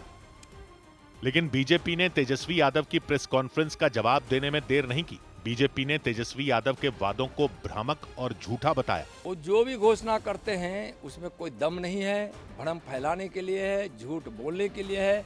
एनडीए गठबंधन में शामिल चिराग पासवान ने भी तेजस्वी यादव के वादों पर हमला बोला और बिहार में एनडीए की सरकार बनने की भविष्यवाणी कर दी। 14 नवंबर के बाद बिहार में सिर्फ और सिर्फ एनडीए की सरकार बनने जा रही है। बीजेपी और एनडीए में शामिल पार्टियों के नेताओं ने तेजस्वी यादव को आरजेडी शासनकाल के घोटालों और भ्रष्टाचार की याद दिलाई। जबकि पटना में प्रेस कॉन्फ्रेंस के दौरान आरजेडी नेता तेजस्वी यादव ने एक साथ कई घोषणाएं की। तेजस्वी यादव ने बिहार में महागठबंधन की सरकार बनने पर हर परिवार में एक सरकारी नौकरी के अपने वादे को दोहराया। तेजस्वी यादव ने बिहार के सभी संविदा कर्मचारियों को स्थायी नौकरी देने का भी ऐलान कर दिया। यानी तेजस्वी यादव ने बिहार विधानसभा चुनाव में रोजगार के मुद्दे पर बड़ा दांव लगा दिया। प्रदेश में कार्यरत सभी संविदा कर्मियों को स्थायी किया जाएगा। तेजस्वी यादव ने नीतीश कुमार पर उनकी योजनाओं की नकल करने का आरोप लगाया। माई बहन मान योजना के कार्ड में इन लोगों ने 10,000 रुपए बांटने का काम किया, एक रिश्वत के तौर पर बांटने का काम किया। तेजस्वी यादव ने यह भी आरोप लगाया कि डबल इंजन सरकार में बीते कुछ साल में बिहार में लोगों का सिर्फ शोषण हुआ। उन्होंने महागठबंधन की सरकार बनने के 20 महीने के भीतर हर परिवार में एक सरकारी नौकरी के अपने वादे को भी दोहराया। उधर ओलंपिक्स में मेडल जीतने वाले नीरज चोपड़ा को सेना में लेफ्टिनेंट कर्नल बना दिया गया। ओलंपिक्स में भारत के लिए मेडल जीतने वाले नीरज चोपड़ा को भारतीय सेना में लेफ्टिनेंट कर्नल बना दिया गया। इस दौरान रक्षा मंत्री राजनाथ सिंह और सेना अध्यक्ष उपेंद्र द्विवेदी उनके साथ मौजूद रहे। आईसीसी की महिला क्रिकेट खिलाड़ियों की ओडीआई रैंकिंग में बल्लेबाजों की लिस्ट में भारतीय खिलाड़ी स्मृति मंधाना टॉप पर बनी रहीं। रैंकिंग में दूसरे नंबर पर मौजूद नैट सिवरब्रंट से वो 83 पॉइंट आगे हो गई। भारतीय गेंदबाज दीप्ति शर्मा ने आईसीसी की महिला खिलाड़ियों की गेंदबाजों की रैंकिंग में तीसरा पायदान हासिल कर लिया। दीप्ति शर्मा ने महिलाओं के वनडे विश्व कप में किफायती गेंदबाजी की और इसका फायदा उन्हें आईसीसी रैंकिंग में मिला। एशियन यूथ गेम्स में भारतीय कबड्डी टीम के कप्तान ईशांत राठी ने पाकिस्तानी टीम के कप्तान से हाथ मिलाने से इनकार कर दिया। पश्चिम एशिया के देश बहरीन में हुए इस मैच को भारतीय टीम ने 81-26 से एकतरफा अंदाज में जीता। उधर रूस से जारी जंग के बीच यूक्रेन के कई शहरों पर एक साथ भीषण बमबारी कर दी गई। न्यूज एजेंसी रॉयटर्स के मुताबिक रूस की सेना ने यूक्रेन की राजधानी कीव समेत आधा दर्जन से ज्यादा शहरों पर हमला बोल दिया। दावा इन हमलों में 6 लोगों की जान चली गई और बड़ी संख्या में लोग घायल हो गए। कीव में तो पूरी रात धमाकों की आवाजें सुनी गईं। रॉयटर्स के मुताबिक पुतिन की सेना ने पहले विनाशकारी बैलिस्टिक मिसाइलें दागी और फिर बम की तरह फटने वाले ड्रोन गिरा दिए। वो मिसाइलें और ड्रोन जिन इलाकों पर फटे वहां कोहराम मच गया। कई मकानों में आग लग गई जबकि कुछ बहुमंजिला इमारतें भी बर्बाद हो गईं। रॉयटर्स के मुताबिक कुछ ही घंटों के अंदर यूक्रेन के आधा दर्जन से ज्यादा शहरों पर हमले किए गए। इनमें राजधानी कीव के अलावा सुमे, जापोरिजिया, खार्किव और दोनेस्क भी शामिल रहे। और इस दौरान सबसे ज्यादा तबाही कीव में मचाई गई। कीव के अलावा यूक्रेन का सुमे प्रांत भी भीषण बमबारी में दहल उठा। न्यूज एजेंसी रॉयटर्स के मुताबिक वहां रूस की सेना ने एक एक कर कई मिसाइलें फोड़ दी और इस दौरान यूक्रेन के सुमे प्रांत में इतने जोरदार धमाके हुए कि वहां हड़कंप मच गया। रूस की मिसाइलें और ड्रोन सड़क किनारे खड़ी गाड़ियों पर भी फटे। इस हमले में उन गाड़ियों के परखचे उड़ गए। यही नहीं, जहां विस्फोट हुए उसके आसपास की इमारतों को भी भारी नुकसान पहुंचा। रॉयटर्स के मुताबिक बारूद की इस बारिश में 10 से ज्यादा लोग बुरी तरह घायल हो गए। यूक्रेन का सुमे प्रांत उसके पूर्वोत्तर हिस्से में रूस की सरहद से महज 25 किलोमीटर की दूरी पर है। युद्ध की शुरुआत से ही वहां दोनों देशों की सेनाओं में भिड़ंत होती रही है। और तो और एक रोज पहले हुई बमबारी के दौरान सुमे में 4 लोगों की जान चली गई थी। लेकिन सुमे ही नहीं बल्कि यूक्रेन के जापोरिजिया में भी खौफनाक हमलों से खलबली मच गई। वहां रिहायशी इलाकों में मौजूद इमारतों को निशाना बनाया गया और इस दौरान कई इमारतों पर बम की तरह फटने वाले आत्मघाती ड्रोन से हमला किया गया। जापोरिजिया में एक इमारत पर हुए हवाई हमले के बाद वहां चीख पुकार मच गई क्योंकि विस्फोट होने के बाद उस इमारत में आग लग गई। इस बीच एक महिला अपने बच्चे के साथ अंदर ही फंस गई। हालांकि जानकारी मिलते ही राहत बचाव में जुटे कर्मचारी वहां पहुंच गए। उन्होंने दरवाजे को तोड़कर अंदर फंसी महिला और बच्चे के साथ साथ उनके कुत्ते को भी सुरक्षित बाहर निकाला। इसके बाद पाइप से आग पर पानी की बौछार की गई। राहत बचाव टीम ने कड़ी मेहनत के बाद आग पर काबू पाया। और इस सब के बीच यूक्रेन में युद्ध रोकने की कोशिशों को तगड़ा झटका लगा क्योंकि व्हाइट हाउस ने बताया कि अमेरिकी राष्ट्रपति ट्रंप और रूस के राष्ट्रपति पुतिन के बीच हंगरी की राजधानी बुदापेस्ट में जो बैठक होने वाली थी उसे रद्द कर दिया गया। यानी यूक्रेन में करीब 3.5 साल से चल रही लड़ाई को रोकने की उम्मीदों पर एक बार फिर पानी फिर गया। पिछले हफ्ते ट्रंप ने ऐलान किया था कि वो आने वाले 2 हफ्तों के अंदर पुतिन से मुलाकात करेंगे। उन्होंने मुलाकात वाली जगह यानी हंगरी की राजधानी बुदापेस्ट का नाम भी बता दिया था। लेकिन इसी बीच अमेरिका और रूस के विदेश मंत्रियों ने फोन पर बातचीत की और इसी के बाद व्हाइट हाउस ने घोषणा कर दी कि बुदापेस्ट में ट्रंप और पुतिन की कोई मुलाकात नहीं होने जा रही। इससे पहले दोनों नेता अगस्त महीने में भी मिले थे। उन्होंने अमेरिका के अलास्का में बैठक की थी लेकिन उस बैठक का भी कोई ठोस नतीजा नहीं निकला था। और ऐसा इसलिए क्योंकि माना जा रहा है कि पुतिन ने जंग खत्म करने के लिए अलास्का में ट्रंप के सामने जो शर्तें रखी थी वो उनमें कोई ढील देने के लिए तैयार नहीं। दावा है कि इसीलिए बुदापेस्ट वाली बैठक को टाल दिया गया। यूक्रेन में जंग रुकवाने की कोशिशों के बीच सैन्य संगठन नेटो ने न्यूक्लियर ड्रिल कर खलबली मचा दी क्योंकि इस ड्रिल को रूस के खिलाफ तैयारी के रूप में देखा गया। आशंका जताई गई कि अगर रूस ने यूक्रेन में युद्ध नहीं रोका तो आने वाले वक्त में वो यूक्रेन की मदद करने वाले नेटो के सदस्यों को भी निशाना बना सकता है।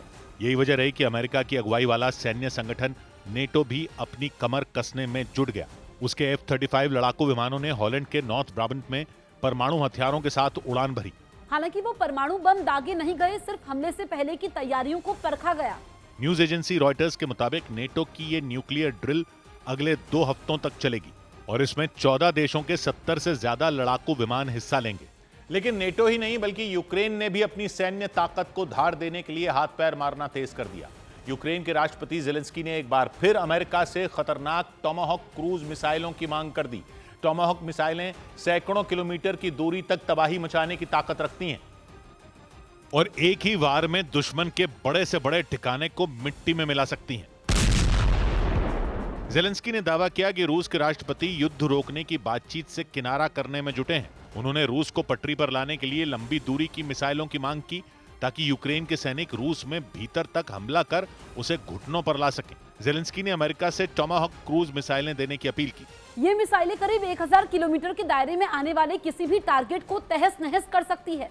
ऐसे में विनाशकारी टोमाहॉक मिसाइलें यूक्रेन के हाथ लगीं तो उसके लिए रूस की राजधानी मॉस्को समेत उसके कई अहम ठिकानों को दहलाना आसान हो सकता है। मध्य प्रदेश के मुरैना में जमीन के झगड़े में एक किसान परिवार पर हुए हमले से दहशत मच गई। पुलिस के मुताबिक उस परिवार का कुछ लोगों से खेत को लेकर लंबे वक्त से विवाद चल रहा था। बताया गया कि इसी बीच उस परिवार के लोग उस खेत में फसल की बुआई करने पहुंचे, तभी मारपीट करने वाले लोग भी वहां पहुंच गए और उन्होंने उस किसान परिवार को दौड़ा दौड़ा कर पीटना शुरू कर दिया।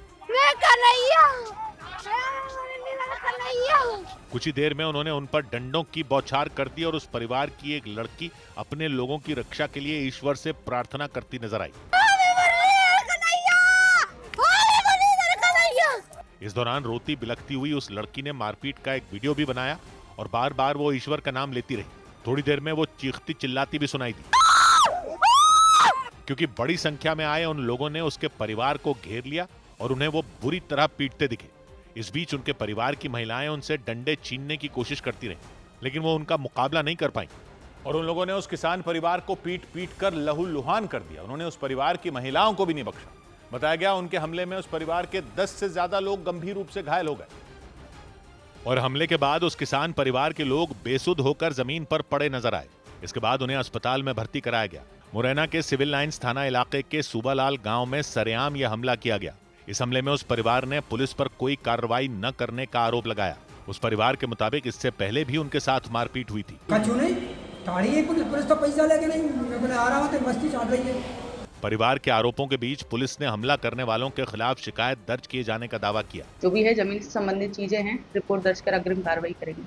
वहीं इस हमले के बाद आरोपियों की गिरफ्तारी न होने पर परिवार ने पुलिस प्रशासन से नाराजगी जाहिर की। उधर उत्तर प्रदेश के बिजनौर में कुछ लोगों ने एक लड़के पर ट्रैक्टर चढ़ाकर उसकी जान लेने की कोशिश की। इसकी वजह से लड़का बुरी तरह जख्मी हो गया। लड़का अपने कुछ दोस्तों के साथ पटाखे फोड़ रहा था और तभी ट्रैक्टर सवार वो लोग वहां आए और उस लड़के को कुचल दिया। उस ट्रैक्टर को रोकने की कोशिश में कुछ और लड़के भी जमीन पर गिर गए। आरोप लगा इस दौरान ट्रैक्टर पर बैठे एक आदमी ने उस लड़के पर चाकू से भी हमला किया। उस ट्रैक्टर पर सवार लोगों को पकड़ने की बहुत कोशिश की गई, लेकिन वो वहां से भाग निकले। इसके बाद उस लड़के को अस्पताल में भर्ती करवाया गया, जहां उसकी हालत गंभीर बताई गई।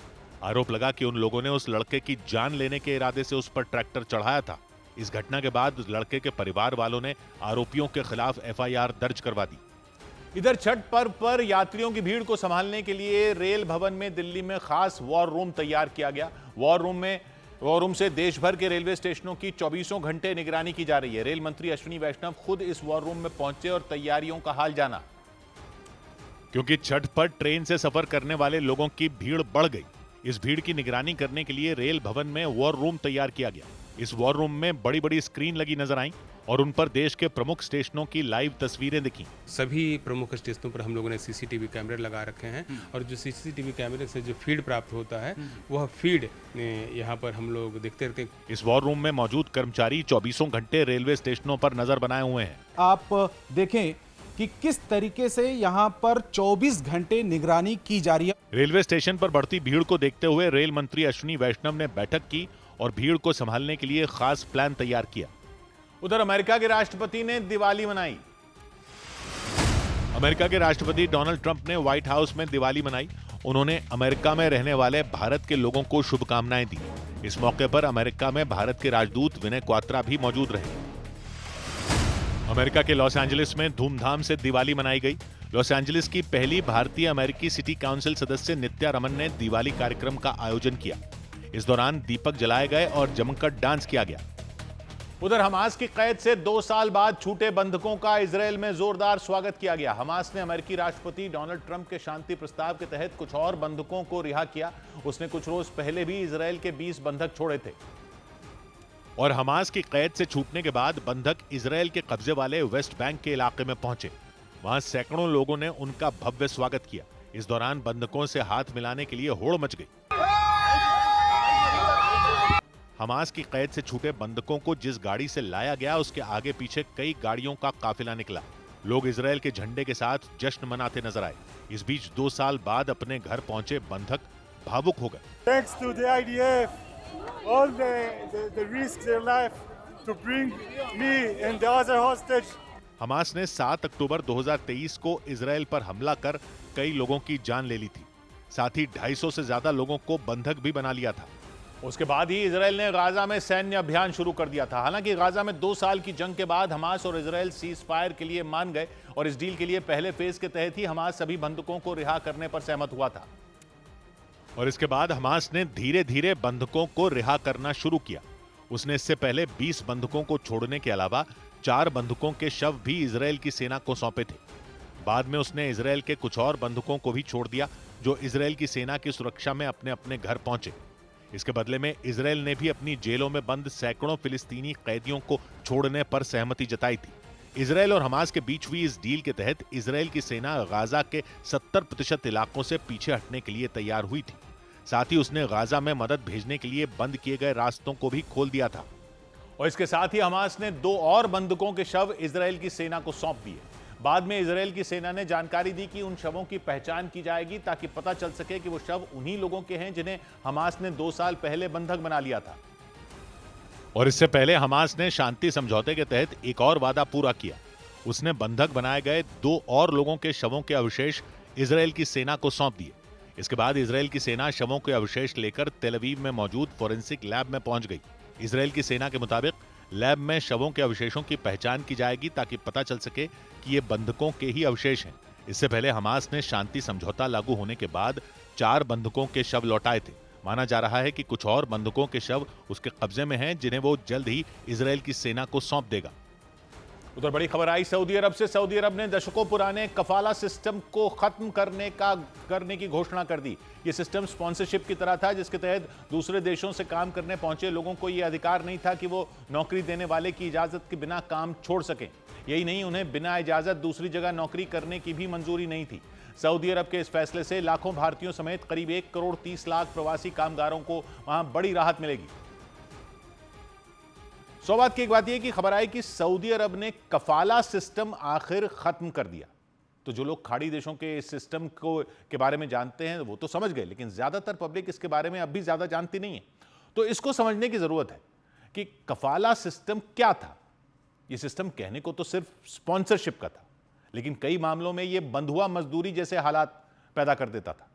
वहां दूसरे देशों से आए काम करने गए लोगों की हालत ऐसी कर देता था और संयुक्त राष्ट्र की श्रमिकों के अधिकारों के लिए काम करने वाली अंतर्राष्ट्रीय संस्था ILO यानी इंटरनेशनल लेबर ऑर्गेनाइजेशन में इसका कई बार विरोध होता रहता। कई देशों में यह अब भी चल रहा है, जबकि कई देश अब इसको खत्म करते जा रहे हैं। इसमें होता यह है कि जैसे सोचिए आप भारत से सऊदी अरब जाते हैं पैसे कमाने, वहां आपकी नौकरी लगती है, तो कफाला सिस्टम में आपका मालिक सिर्फ नौकरी देने वाला नहीं था, वो आपका एक तरह से कानूनी गार्डियन होता था, संरक्षक होता था। कफाला एक अरबी शब्द है जिसका मतलब एक तरह से स्पॉन्सर होता है, यानी प्रायोजक।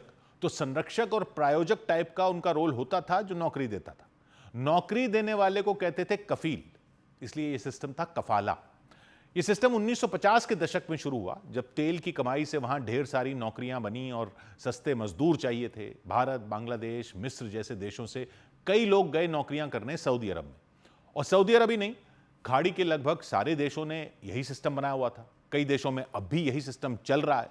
तो कहने को तो नौकरी देने वाला आपका संरक्षक होता था, लेकिन यह आपको एक ही मालिक से बांध देता था। मतलब बिना उसकी लिखित इजाजत के आप नौकरी नहीं छोड़ सकते थे, ना छोड़ सकते थे, ना ही किसी और नौकरी में जा सकते थे। मतलब आपको वहां कोई उससे बेहतर नौकरी मिल भी जाए तब भी वो नौकरी आप तभी ले सकते थे जब आपका स्पॉन्सर आपको इसकी इजाजत दे, क्योंकि आपको जो वहां जाने का वीजा मिलता था वो उसी स्पॉन्सर के नाम से मिलता था। तो अगर वो चाहे तो आपका वीजा ही कैंसिल करवा सकता था, और वीजा कैंसिल होने का मतलब दूसरी नौकरी तो भूल ही जाओ, देश में रहना ही गैर कानूनी हो जाता था। और अगर स्पॉन्सर न चाहे तो आप अगर देश छोड़ना चाहो और वापस जाना चाहो भारत या अपने देश, तो सऊदी अरब छोड़ भी नहीं सकते थे, चाहे आपके परिवार में भारत में इमरजेंसी ही क्यों ना हो जाए, क्योंकि मालिक ही आपका एग्जिट वीजा भी कंट्रोल करता था। यानी वापस आने की इजाजत भी उसी के हाथ में थी जी। एग्जिट वीजा भी रखा हुआ था। मतलब एक तो वीजा ये होता है जिसे आप किसी देश में जा सकते हो, वहां उन्होंने देश से बाहर निकलने का भी वीजा रखा हुआ था। एंट्री वीजा भी, एग्जिट वीजा भी, जाने के लिए भी वीजा चाहिए, वहां से निकलने के लिए भी वीजा चाहिए था। और अक्सर वो आपका पासपोर्ट ही रख लेते थे ताकि आप भाग ना सको। यानी एक तरह से बंधुआ मजदूरी हुई। मतलब कोई शिकायत हो तो वो भी आप कर तो सकते नहीं थे। अगर आप कम पैसे की शिकायत करो तो कैसे करो, या ज्यादा घंटे काम करवाने की शिकायत करो तो किससे करो, क्योंकि मालिक आपको भगोड़ा बता सकता था जिससे आप वहां गैर कानूनी तरीके में रहने वाले हो जाते, और इस पर जेल भी हो सकती थी, या आपको डिपोर्ट करके वापस अपने देश भेजा जा सकता था। यानी यह सिस्टम इसलिए था ताकि वहां के लोगों को आसानी से मजदूर भी मिल जाएं और वो उन्हें जब चाहे रखें जब चाहे निकाल दें। यानी लोगों की मजबूरी का फायदा उठाने का जाल बन गया था।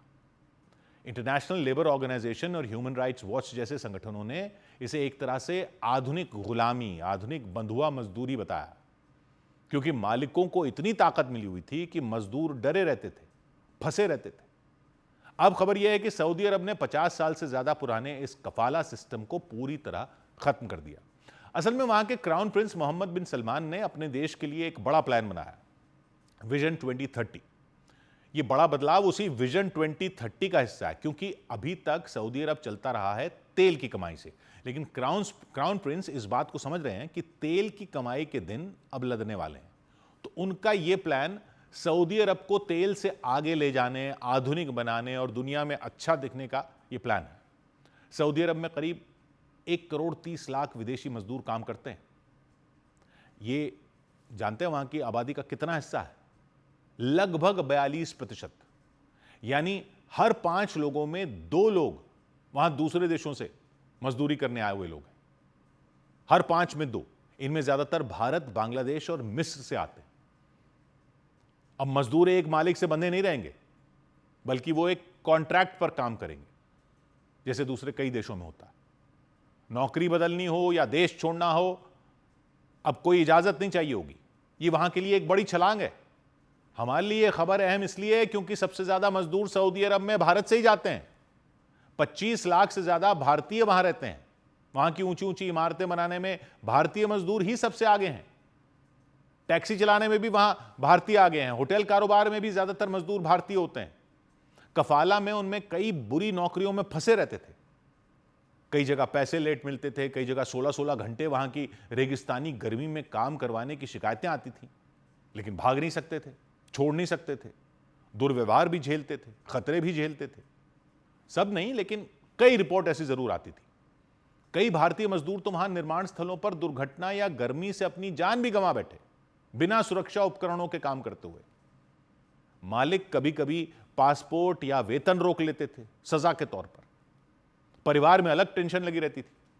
वो पैसे तो घर भेज देते थे, लेकिन बीमार रिश्तेदारों से मिल नहीं पाते थे या मुसीबत के वक्त घर लौट नहीं पाते थे। मतलब एक तरह से जेल जैसा जीवन था। कागजों पर तो अच्छी कमाई दिखती थी, लेकिन हकीकत में बंधुआ मजदूरी जैसी थी। ह्यूमन राइट्स वॉच ने कई ऐसे भारतीयों की कहानियों पर रोशनी डाली जो खुद को गुलाम महसूस करते थे, और वहां काम करने गई महिलाओं का तो और भी बुरा हाल था। वहां विदेश से आई महिलाएं एक तरह से घरेलू नौकरानी बनकर जाती। खाना बनाना, साफ सफाई, बच्चों की देखभाल, ये सब काम रहता।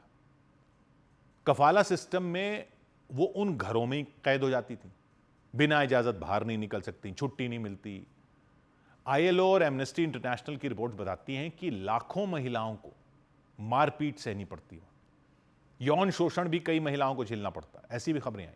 या भूखे रखा जाता है। भागी तो गैर कानूनी हो जाती हैं और गिरफ्तार कर लिया जाता है। कानून घरेलू कामगारों को पूरी सुरक्षा नहीं देते थे, तो ज्यादा काम बिना ब्रेक के ये आम बात हो गई थी। एक अनुमान के मुताबिक सऊदी अरब में विदेशों से आई ऐसी महिलाओं की संख्या 40 लाख के आसपास है। तो ये सिस्टम सऊदी अरब ने तो खत्म कर दिया, लेकिन अब भी खाड़ी के कई देशों में है। सऊदी अरब ने तो अब इसे खत्म किया, अब जाके किया है। अब वहां ये सारे काम कॉन्ट्रैक्ट पर होंगे, क्योंकि अब सऊदी अरब आधुनिक देशों की राह पकड़ना चाहता है। 2030 तक विजन 2030 है। कतर को फुटबॉल के वर्ल्ड कप की मेजबानी करनी थी, तो उसके लिए भी उसको भी इस सिस्टम में सुधार करना पड़ा था, क्योंकि वहां फुटबॉल वर्ल्ड कप था। तो कतर ने 2020 में यह सुधार किया। अब कतर में भी एक मालिक से पूरी तरह बंधन नहीं रहता। नौकरी बदलना पहले के मुकाबले आसान कर दिया गया है, लेकिन कुछ कंट्रोल अब भी बाकी हैं कतर में नौकरी देने वालों के पास। सबसे पहले इस सिस्टम को खत्म किया था बहरीन ने 2009 में। अब बहरीन में सरकार मजदूरों की स्पॉन्सर होती है, मतलब सरकार स्पॉन्सर होती है, नौकरी देने वाले मालिक नहीं होते। लेकिन कुवैत में अब भी यही सिस्टम बना हुआ है। वहां से मजदूरों के शोषण की अब भी शिकायतें आती हैं। ओमान में भी वैसा ही है, मजदूर स्पॉन्सर से बंधे रहते हैं। यूएई में भी अभी ये स्पॉन्सर वाला सिस्टम बना हुआ है, लेकिन वहां कुछ सुधार भी हुए हैं। जैसे वहां के फ्री जोन में अब नौकरी बदलना आसान है, लेकिन मूल कफाला अब भी वहां बरकरार है। जॉर्डन में भी यही सिस्टम जारी है। लेबनान में भी वही चल रहा है, और लेबनान में तो खैर युद्ध की वजह से हालात और भी ज्यादा खराब हैं।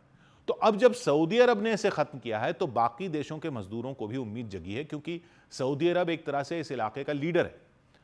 आज खाड़ी देशों में ये मान लो कि करीब 2.5 करोड़ मजदूर किसी न किसी रूप में इससे जूझ रहे हैं, जो दूसरे देशों से वहां गए हैं। अब सऊदी अरब ने जो किया है, ये बंद कमरे से खुले दरवाजे जैसा बदलाव है।